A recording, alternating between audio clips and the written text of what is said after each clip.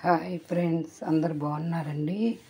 ఈరోజైతే మనం గుడ్డు కర్రీ ఎలా చేసుకోవాలో ఒకసారి చూద్దామండి. గుడ్లు అయితే ఉడికిపోతున్నాయండి. కావాల్సిన పదార్థాలు ఇవి ఒకసారి చూద్దామండి. మనం తయారు చేసుకునే విధానం కూడా చూద్దామండి. ఇప్పుడైతే మసాలా మనము మిక్సీకి వేసుకుందామండి.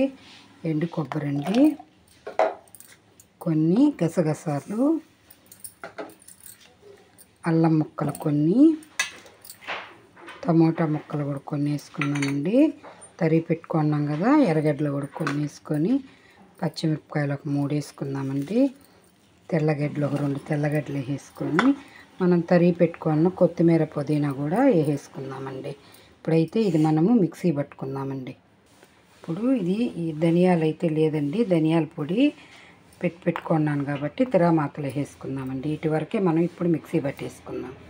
ఇప్పుడైతే మనం స్టవ్ వెలిగించేసుకుందామండి. బాండీలు కూడా పెట్టేసుకుందాము. ఒక 3 స్పూన్లు ఆయిల్ వేసుకుందామండి. దీనిలోకి మసాలా కూర కాబట్టి కొంచెం ఆయిల్ ఎక్కువ పడుతుందండి. కొంచెం వేడవనిద్దాము. ఇప్పుడైతే నూనె కాగిపోయిందండి. ఆవాలు కూడా మనం వేసేసుకున్నాము. 2 పట్టాల లవంగాలు కూడా వేసేసుకున్నామండి.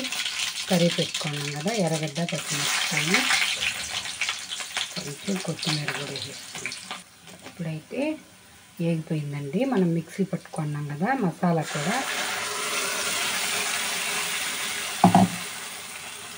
కూడా దానిలో వేసేసుకున్నామండి.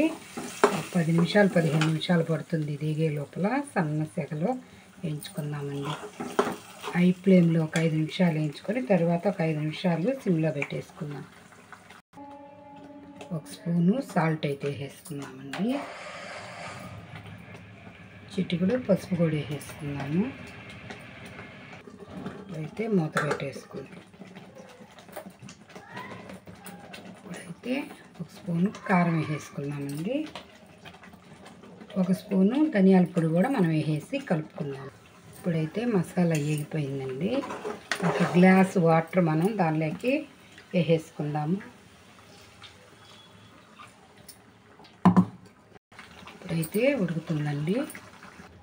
ఇప్పుడైతే ఉడికిపోయిందండి. మనమైతే గుడ్లు ఉడకపెట్టుకున్నాం కదా, అవి కట్ చేసేసుకొని మనము మసాలాలో వేసేసుకుందామండి.